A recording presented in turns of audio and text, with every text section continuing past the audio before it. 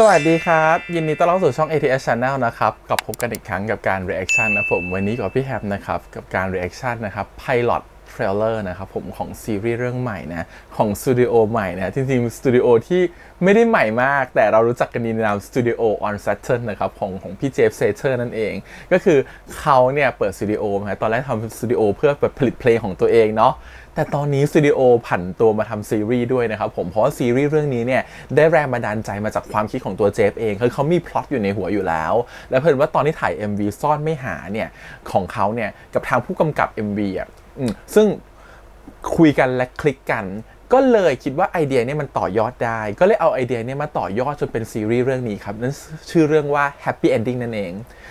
ก็เป็นซีรีส์ Happy Ending นะครับที่ทุกคนน่าจะเห็นภาพกันมาแหละพี่แฮมน่าจะมาช้ากว่าคนอื่นแหละเดี๋ยววันนี้เราจะมา react ตัว Pilot Trailer ตัวนี้กัน Happy Ending เกี่ยวกับอะไรชื่อเรื่องเนาะ Happy Ending เนาะ Happy Ending มันก็อยู่เกี่ยวกับไม่กี่เรื่องหรอกมันก็เกี่ยวกับนิทานนิยายถูกไหมฮะซึ่งในเรื่องเนี่ยมันเล่าถึงนิยายครับผมมันเล่าถึงการที่เด็กคนหนึ่งชื่อว่าอนาวินนะครับรับบทโดยบาร์โค้ดคนนี้เนี่ยเขาเป็นคนที่เหมือนกับแบบเป็นแอนตี้แฟนของนิยายชื่อเรื่องหนึ่งชื่อว่า Fin and Demon ซึ่งตัว Fin and Demon เนี่ยก็คือเป็นนิยายที่เกี่ยวกับเหมือนกับสืบสวนสอบสวนอะไรแบบนี้นะครับผมซึ่งก็จะมีตัวละคร2ตัวในเรื่องคือฟินแล้วก็เดมอนนะฟินเนี่ยรับบทโดยพี่ไมค์นะครับผมพิรัตแล้วก็เดมอนก็คือรับบทโดยตัวเจฟเซเทอร์เนมซึ่งในเรื่องเนี่ยก็เหมือนกับแบบตอนที่เขาเป็นแอนตี้แฟนนิยายตัวเนี่ยเขากลับได้นิยายนะครับผมเป็นนิยายที่เหมือนกับว่าถูกส่งมาแต่วันหนึ่งเนี่ยผู้เขียนนิยายคนนี้กลับตายแบบปริศนานะครับผมก่อนที่จะมีเหมือนต้นฉบับของนิยายเนี่ยส่งมาที่ห้องของอนาวินใส่ซองจดหมายมาโดยที่เขาไม่รู้เลยว่าตัวของซองจดหมายเนี่ยมันคือระบุว่าอะไรมันเป็นยังไงก็เลยแพนิคนะครับผมแล้วก็เอานิยายตัวนี้ไปเผาพอเผาเสร็จแล้วก็ทำให้เขาได้เจอกับเรื่องลึกลับต่างๆที่จะตามมามากมายและหนึ่งในนั้นก็คือเดมอนซึ่งไม่รู้ว่าออกมาจากนิยายได้อย่างไรนะครับผมอันนี้คือ10 10 ย่อๆนะครับผมที่ทางทีมงานได้โปรโมทไว้ทีนี้เดี๋ยวลองไปดูไพลอตเต็มๆดีกว่าว่าเรื่องราวจะเป็นยังไงเสร็จแล้วค่อยมาคุยกันต่อนะครับว่าจะเป็นยังไงโอเคเดี๋ยวเราไปดูกันเลยครับผมกับไพลอตเทรลเลอร์ตัวนี้นะครับ Happy Ending ครับไปเลย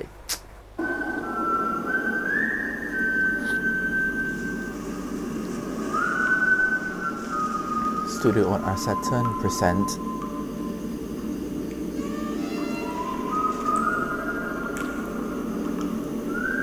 Max Motive Production อันนี้ของพี่จีนปราดนะครับที่เป็นผู้กำกับ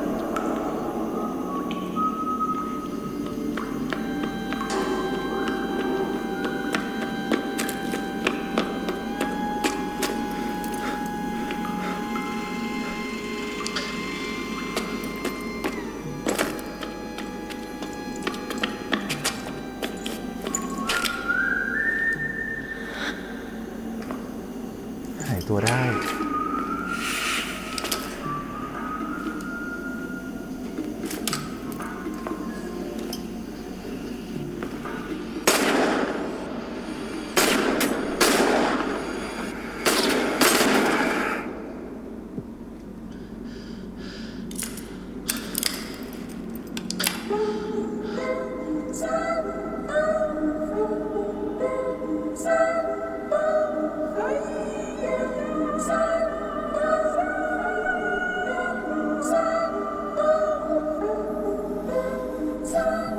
ดูฮอร์เรอร์มาก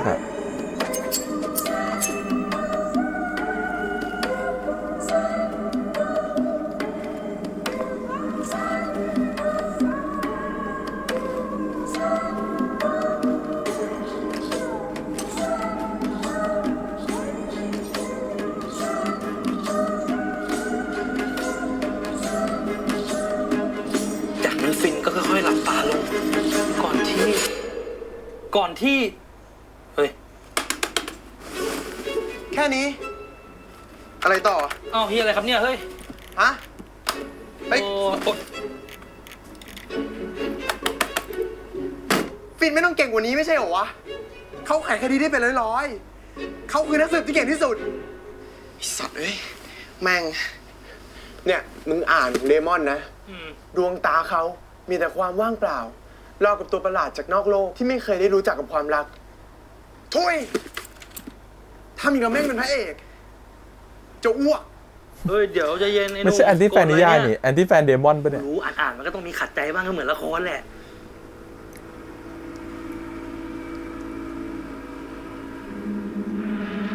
อ่านไปเถอะนิยายก็นิยายฟรีมึงด่างานเขาขนาดนี้มึงเขียนได้อย่างเขาไหมเคยลองแต่งนิยายสักตอนไหมเซ็งตั้งแต่แม่งลงให้กูไม่ครบตอนนี่แหละ ในบริเวณห้องนั่งเล่นทางตำรวจได้พบศพที่เสียชีวิตในท่านั่งในลักษณะนิ้วมือติดอยู่ที่แท่นพิมพ์หน้าจอคอมพิวเตอร์เจ้าของนิยายออนไลน์ขายดีที่กำลังโด่งดังอยู่ในขณะนี้ผลสรุปเบื้องต้นจากการชันสูตรตำรวจแจ้งว่าเขาอยู่ในระหว่างการเขียนนิยายฟินแอนด์เดมอนซึ่งเป็นนิยายที่นักอ่านชาวไทยรู้จักเป็นอย่างดี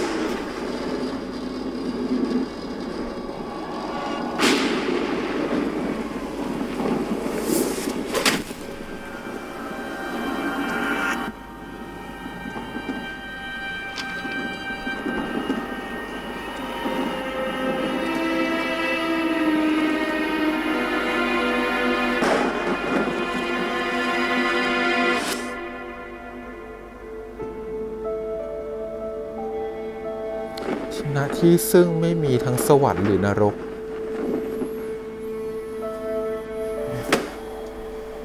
ไอ้นี่มันแตกต่าง มันไม่เหมือนใครที่เราเคยเจอก่อนหน้านี้ มันใช้กรีดบาดแผลแยบยลมากเจ่อลงไปตรงๆทะลุไปถึงกระดูก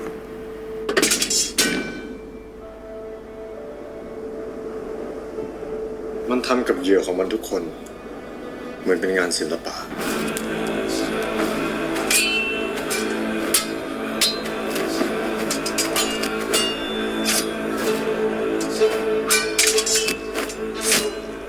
แต่ทำไมต้องใช้กริดด้วย เหมือนฉันดูดูนอยู่เลย มันฟันฉับเดียว แต่รอยกรีดเนียบ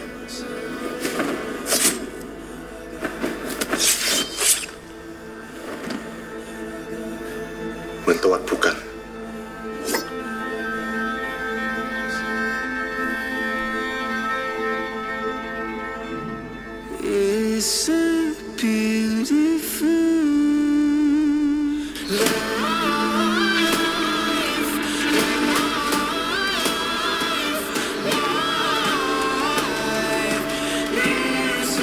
โจลิน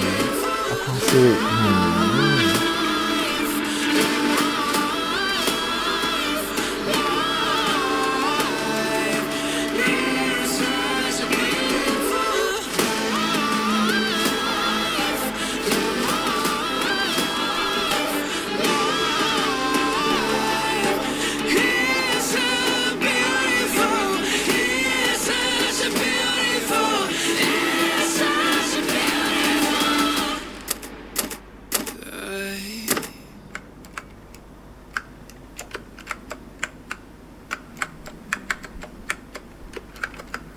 ทุกคนก็อยากได้ตอนจบที่สวยงามเหมือนกันหมด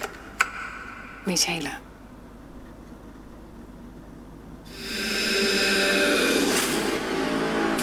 โอ้น่าสนใจมาก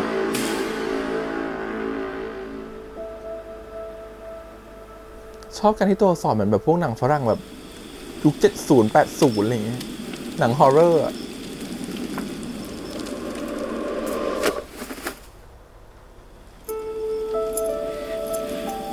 เพลเดมอน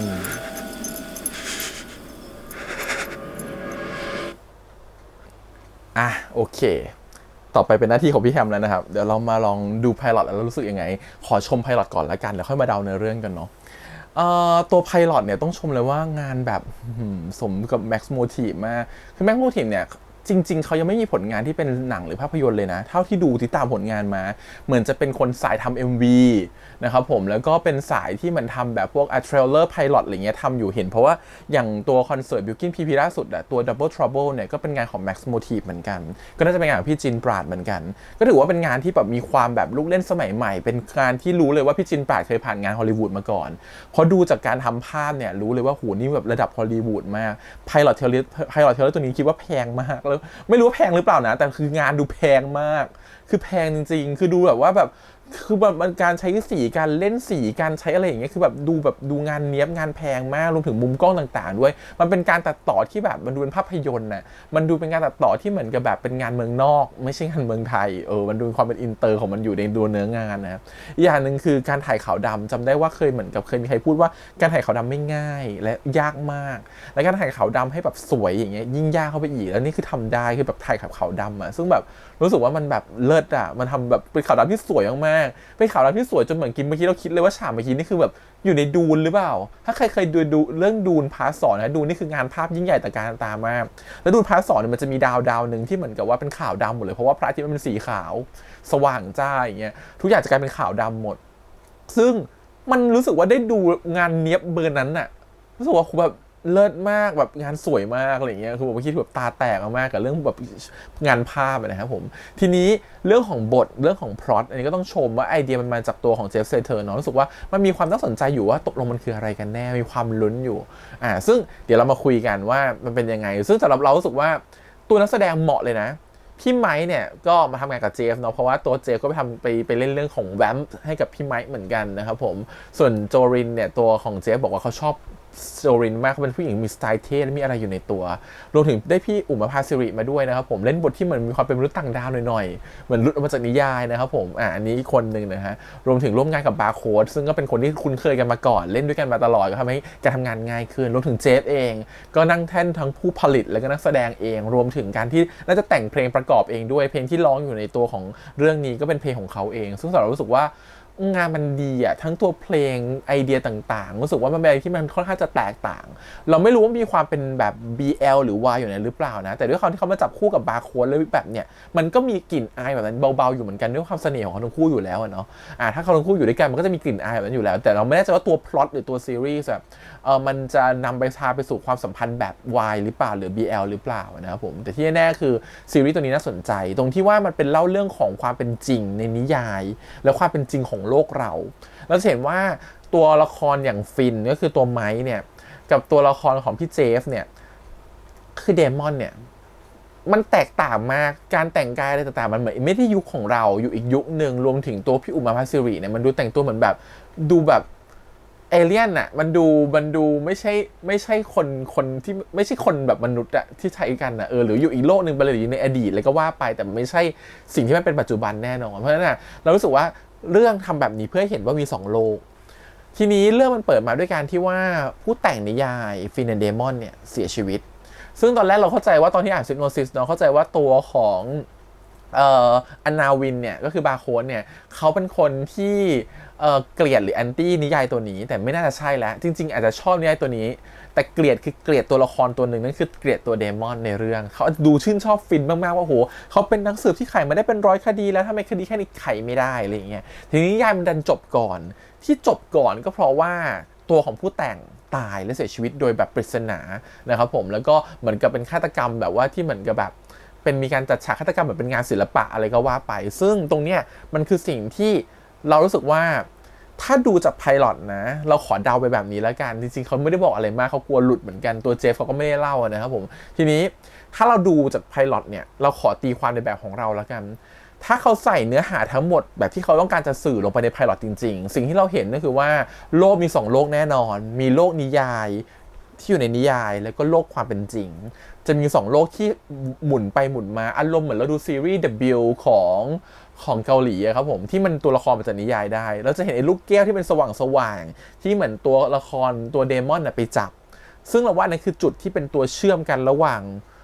งในนิยายกับในความเป็นจริงถ้าเด็กเป็นคนเล่นถ้าเป็นสายเล่นเกมมาก่อนรู้สึกมันคล้ายๆจุดเซฟอะครับเวลาเราผ่านเหตุการณ์อะไรไปนึงเราก็สามารถจะกลับมาย้อนทุกอย่างได้เริ่มต้นตรงนี้ใหม่เราเลยคิดว่าความเป็นนิยายมันจะต้องมีเหมือนกับแบบเราได้เข้าไปโลดแล่นอยู่ในนิยายหรือเปล่าไปเป็นส่วนหนึ่งในนิยายหรือเปล่าหรือตัวละครในนิยายได้โลดแล่นอยู่ในโลกของความเป็นจริงหรือเปล่าแล้วการทำให้นิยายนี้มันจบลงอย่างสวยงามหรือแฮปปี้เอนดิ้งตามชื่อเรื่องเนี่ยมันต้องเข้าไปแก้อะไรบางอย่างหรือไปเพิ่มหรือต้องไปแต่งให้จบหรือเปล่าไม่งั้นจะเกิด1 2 3 4หรือเปล่าเพราะอะไรเพราะว่าตัวผู้แต่งไม่จบแล้วถ้าแต่งไม่จบเนี่ยมันจะทำให้ตัวละครออกมาจากนิยายไหมและเป็นภัยต่อโลกไหมอันนี้ก็อย่างหนึ่งแล้วหรือตัวนิยายจะเป็นภัยไหมในโลกของนิยายจะเกิดภัยพิบัติไหมถ้านิยายแต่งไม่จบ อันนี้ก็อีกพล็อตหนึ่งคือเราไม่รู้ว่ามันจะมาในเวไหนหรือเป็นทั้ง2เวนะครับผมตรงนี้ก็คือสิ่งที่น่าสนใจมากๆเพราะมันเลยมีความที่เราจะเห็นตัวบาร์โค้ดในอนาวินเนี่ยมีการเดินผ่านกระจกเลยก็จะเหมือนกับว่ามีเหมือนกับแบบหน้าตาแบบหลายๆบุคลิกก็แสดงว่าเขามีบุคลิกที่เมื่อไปอยู่ในนิยายเป็นบุคลิกหนึ่งหรือเปล่าแล้วบุคลิกของความเป็นจริงบนโลกอีกบุคลิกหนึ่งหรือเปล่าอันนี้ก็น่าสนใจอย่างหนึ่งคือเราจะเห็นว่าความเว่อร์วังหรือความเว่อร์ต่างๆมันจะเกิดอยู่ในนิยายเนาะไม่ได้เกิดในความเป็นจริงเพราะฉะนั้นสิ่งนี้แปลว่ามันมีการที่มี2โลกอย่างชัดเจนแน่นอนดูเหมือน culture การแต่งตัวอะไรต่างๆมันดูแตกต่างกันอย่างสิ้นเชิงการฆ่าด้วยงานศิลปะการตวัดมีดหรือกริดแบบผู้กันอะไรเงี้ยเรารู้สึกว่าในสิ่งที่ฟินพูดมันก็คือสิ่งที่อยู่ในนิยายว่ามันอะไรที่มันดูโอเวอร์หรือเหนือจินตนาการแล้วว่าคืออยู่ในนิยายทั้งหมดแต่ความน่าสนใจคือมันเชื่อมกันนี่แหละแน่ๆแต่มันจะเชื่อมกันในรูปแบบไหนเท่านั้นเองนะครับผมแล้วก็มันเหมือนกับแบบคุณต้องการทุกคนก็ต้องการจุดจบที่สวยงามทั้งนั้นแหละสิ่งที่พี่อุ๋มพูดในประโยคนั้นเนี่ยมันมีความหมายได้หลายความหมายเหมือนกันแต่ที่เราเห็นก็คืออาจจะเป็นความหมายว่านิยายมันอาจจะไม่มีทางไปต่อแล้วหรือมันจะจบแบบนี้แล้วตัวละครต้องตายทั้งหมดหรือถ้าหากนิยายไม่จบมันจะเกิดอะไรกับคนบนโลกจริงๆหรือเปล่าหรือมันจะมีผลต่อชีวิตใครคนหนึ่งบนโลกหรือเปล่าหรือมีผลต่อคนที่จับงานชิ้นนี้อย่างตัวของอนาวินหรือเปล่าอันนี้ไม่รู้มันเลยเหมือนจะมีการขีดเขียนของตัวอนาวินอยู่เหมือนอนาวินต้องช่วยแต่งให้จบหรือเปล่าหรือต้องหาหรือเปล่าว่าตัวที่หลุดออกมาบนโลกคือใครหลุดออกมาในนี้หรือเปล่าหรือมีฆาตกรคนอื่นที่เป็นฆาตกรตัวจริงออกมาหรือเปล่ามันมีอะไรให้เดาหมดเลยครับซึ่งแล้วเราแบบเหมือนอนาวินต้องเป็นส่วนหนึ่งในการช่วยตามหาแล้วเดมอนที่ออกมาจากนิยายก็ต้องมาร่วมมือกับอนาวินในการตามหาหรือต้องออกมาช่วยเหลือกันเพื่อทำให้ตัวของนิยายตัวเนี้ยมันถูกปิดลงอย่างสมบูรณ์หรือเปล่าเรื่องพยายามจะทำเหมือนกับว่าเดมอนคือคนที่ฆ่าผู้แต่งแต่เราว่ามันไม่จริงเพราะผู้แต่งเป็นคนแต่งเนาะเดมอนอยู่ในนิยายแต่สิ่งที่สังเกตมากกว่านั้นคือตอนที่เขาบอกว่าผู้แต่งได้ตายไปแล้วเราจะเห็นช็อตหนึ่งที่เหมือนกับว่าเดมอนเขาเหมือนกับแบบกระตุกอะไรแบบนี้ซึ่งการกระตุกของเขาหมายความว่าตัวของเขามันถูกหยุดต่อหรือเปล่ามันไปต่อไม่ได้มันเหมือนกับกำลังจะตายในนิยายหรือเปล่าเพราะว่าเราจินตนาการว่านิยายเรื่องนึงมันถูกผู้แต่งตายไปแล้วมันจบอยู่แค่นี้มันไม่มีตอนจบที่สมบูรณ์แบบถูกปะมันยังค้างคาอยู่เหมือนที่ตัวละครบอกว่าทำไมแต่งให้จบไม่ได้วะซึ่งมันยังค้างคาอยู่แต่ต้นฉบับมันถูกส่งมาเหมือนให้คนคนนึงต้องไปแต่งต่อซึ่งอนาวินกลัวเลยเอาไปเผาทิ้งก่อนจะเจอกับเดมอนเนาะในไพลอตซึ่งใครที่ส่งมาคนนั้นคือใครหรือว่าคนที่ส่งมานั้นก็คือคนในนิยายแหละที่ออกมาอาจจะเป็นเดมอนเองก็ได้ที่ส่งมาเพราะตอนที่เขาไปเผาเดมอนก็มาคว้าคอเขาไว้ก็อาจจะเป็นเดมอนเองที่เอานิยายเนี่ยมาให้ตัวของอนาวินว่าช่วยแต่งให้จนจบหน่อยได้ไหมอาจจะเป็นแบบนั้นก็ได้เพราะเขารู้หรือเปล่าว่ามีจิตสัมผัสอะไรบางอย่างหรือเปล่าว่ารู้ว่าอนาวินคือคนที่ติดตามซีรีส์เรื่องนี้หรือติดตามนิยายเรื่องนี้มาอย่างจริงจังตลอดจนเป็นแอนตี้แฟนมันต้องรู้ด้วยว่าจะแต่งให้มันจบหรือสวยงามยังไงหรือเปล่าอันนี้ก็อีกแบบหนึ่งที่คิดไว้นะฮะแต่ที่แน่คือเราจะเห็นว่าพอผู้แต่งตายตัวของเดมอนจะมีความกระตุกเหมือนจะตายจนเขากลับมามีชีวิตใหม่อีกครั้งหนึ่งเหมือนกับแบบกลับมาโลดแล่นอีกครั้งหนึ่งกลับมาขยับเขยื้อนร่างกายได้อีกครั้งหนึ่งตอนที่ตัวของอนาวินหยิบนิยายขึ้นมาอยู่กับมือแล้วเริ่มขีดเขียนแล้วเห็นไหมรู้สึกว่ามันตัดสลับไปสลับมากับตอนหยิบซองนิยายแล้วก็มาเขียนเป็นการตัดสลับระหว่างตอนที่เดมอนเหมือนกับแบบถูกหยุดชะงักแล้วก็กระตุกแล้วก็กลับมาวาดมีดกลับมาวาดรูปกลับมาทำงานศิลปะของตัวเองคือการฆ่าคนเลยก็บ้าไปได้เหมือนเดิมรู้สึกว่ามันมีความตัดสลับอยู่ซึ่งเราคิดว่าแกว่านิยายมีผลมากๆแต่งจบหรือแต่งไม่จบเนี่ยมันมีผลต่อชีวิตของเดมอนประมาณนึงเลยทีเนี้ยเราจะเห็นความวุ่นวายในตัวของโลกของนิยายไม่ว่าจะเป็นพี่อุ๋มที่มองไปบนฟ้าแล้วก็เห็นอะไรลงมาจากฟ้าก็ไม่รู้เต็มไปหมดเลยนะหรือว่าจะเป็นเหมือนกับแบบอยู่ดีๆคุณหมออย่างโจรินเนี่ยก็จะแบบว่าเพี้ยนไปยิ้มพิมพ์คอมอะไรเงี้ยทุกอย่างดูหยุดเวลาดูชุลมุนดูอลหม่านอะไรเงี้ยในโลกของนิยายแสดงว่าเมื่อนิยายไม่ถูกการแต่งต่อนิยายมันจะเหมือนกับโลกมันจะล่มสลายลงหรือเปล่าหรือโลกมันจะปั่นป่วนหรือเปล่าในโลกของนิยายเลยต้องถูกการแต่งต่อให้จบหรือเปล่าอันเนี้ย รู้สึกว่ามันน่าจะตีความไปในเชิงแบบนั้นนะแล้วก็ไพลอตพยายามจะเล่าเรื่องในโลกของนิยายซะส่วนใหญ่ว่าฟินพูดถึงตัวเดมอนว่าอะไรเดมอนคือใครเก่งแค่ไหนมันเป็นฆาตกรนู่นนี่นั่นมันหายวับหายแวบได้สำหรับเรารู้สึกว่าเดมอนมันมีพลังอยู่ในโลกนิยายอ่ะมันจะเป็นเดมอนจริงๆก็ได้เป็นปีศาจจริงๆก็ได้แต่โลกของมนุษย์เราไม่รู้ว่ามีพลังหรือเปล่าซึ่งรู้สึกว่าพล็อตแบบนี้มันคล้ายๆกับเกาหลีหลายเรื่องเหมือนกันที่อยู่ดีตัวละครมันจะนิยายแล้วก็อยู่ดีก็เหมือนแบบมีพลังหรืออะไรอย่างเงี้ยเหมือนกันนิยายด้วยซ้ำอะไรอย่างเงี้ยแต่ออกมาได้อะไรเงี้ยแล้วก็ต้องเข้าไปแต่งนิยายให้จบซึ่งจริงๆแล้วเราว่าพล็อตประมาณนี้มันมีเยอะอยู่แล้วนะแต่พล็อตที่มันดูเป็นความเป็นฮอร์เรอร์แบบเนี้ยมันไม่ค่อยมีอันนี้คือสิ่งที่น่าสนใจในมุมของความเป็นแบบไทยเนาะเพราะเราคิดว่าพล็อตประมาณนี้ที่เหลือก็ไม่ได้มีอะไรแล้วแหละรู้สึกว่าที่เหลือต้องรอดูแล้วแต่คิดว่ามี2โลกแน่นอนแล้วก็เป็นพล็อตของการที่ต้องพยายามแต่งนิยายนี้ให้จบเพื่ออะไรบางอย่างมันจะมีฟีลลิ่งคล้ายๆของจูแมนจี้ถ้าใครเคยดูไอตัวหนังจูแมนจี้ที่เหมือนกับเล่นกระดานเกมแล้วก็เข้าอยู่ในเกมนั้นแล้วก็ต้องเล่นเกมให้ชนะให้ได้ไม่งั้นออกมาไม่ได้ฟิลแบบนั้นเราคิดว่าฟิลคล้ายๆแบบนั้นเลยว่ามันต้องมีการแต่งนิยายทำอะไรจนจบหรือทำอะไรบางอย่างเพื่อเข้าไปในนิยายอะไรไปแก้ไขอะไรบางอย่างให้จบถึงจะออกมาได้ถึงจะจบเรื่องนี้ได้แบบนี้แน่นอนที่เหลือก็เป็นงานภาพเลยครับผมว่าตัวละครทำนู่นทำนี่ตัดสลับไปสลับมาให้เราดูงงๆนะฮะว่าในโลกจริงโลกนิยายโลกจริงโลกนิยายอะไรแบบนี้ก็ที่เหลือความน่าสนใจซึ่งถามว่างานภาพสุดๆไหมสุดเลยคืองานภาพงานเพลงมันทำให้เราเขวได้เหมือนกันนะว่าตกลงเรื่องนี้พยายามจะสื่ออะไรแต่มันดูสับสนมันดูวุ่นวายมันดูเดาไม่ถูกไปหมดเลยนะครับผมมันมีแต่ความลับเต็มไปหมดเลยซึ่งตัวผู้จัดเองอย่างเจฟก็ไม่กล้าพูดเหมือนกันเพราะกลัวหลุดเพราะเราก็คิดว่าเขาไม่กล้าพูดเพราะถ้ามันพูดมานิดนึงมันเดาได้เลยแล้วว่ามันอาจจะเป็นเรื่องที่เดาไม่ได้ยากก็ได้หรือมันเดาง่ายก็ได้งั้นการที่จะเก็บพล็อตให้มันดูน่าสนใจมันคือการที่ไม่อยากพูดเยอะในตอนนี้ต้องเก็บไว้ก่อนเดี๋ยวมันจะไม่น่าสนใจโอเคก็น่าจะประมาณนี้นะครับผมกับการ react แล้วก็ recap happy ending เนาะ official pilot ตัวนี้นะครับผมก็หวังว่าทุกคนก็ที่ติดตามกันจะชื่นชอบเหมือนกันแล้วก็รอติดตามผลงานของสตูดิโอนี้นะครับผม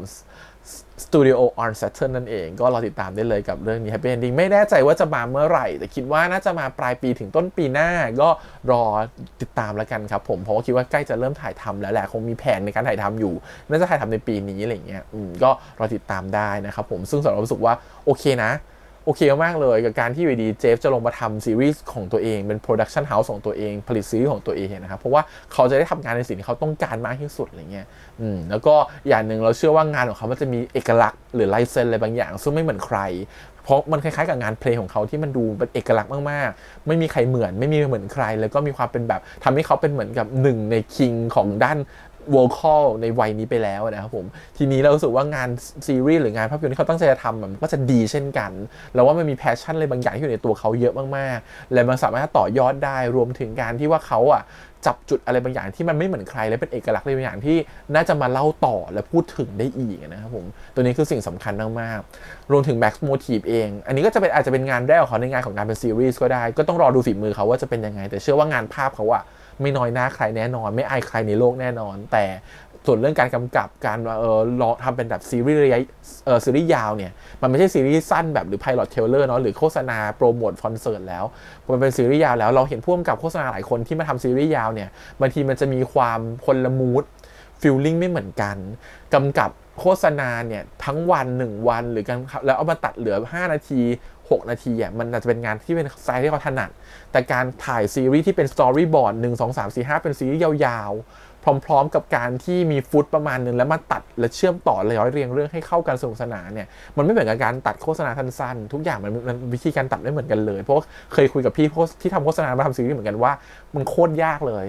มันไม่เหมือนกันเลยนะครับผมฉะนั้นอันนี้ก็เป็นงานหินของทาง Max Motive เหมือนกันว่าเขาจะสามารถทำตรงนี้ออกมาเป็นร้อยเรียงเป็นเรื่องแล้วก็ออกมาเป็นเส้นเรื่องที่สวยงามได้หรือเปล่าอันนี้ก็คือสิ่งที่คาดหวังเหมือนกันนะครับโอเคก็จะประมาณนี้กับการ reaction happy ending นะครับผมหวังว่าทุกคนจะชื่นชอบแล้วก็ฝากกดไลค์กดแชร์กด subscribe เดี๋ยวเราเสียงทาง YouTube Instagram Twitter แล้วก็ Facebook นะครับผมติดตามไว้ก่อนเลยเดี๋ยวตอนซีรีส์มาพี่แฮมคิดว่าพี่แฮมได้ react ซีรีส์เรื่องนี้แน่นอนนะครับผมก็อย่าลืมติดตามกันกับ happy ending แล้วก็ติดตามช่อง ATS Channel ไว้ด้วยนะครับผมวันนี้พี่แฮมไปก่อนครับบ๊ายบาย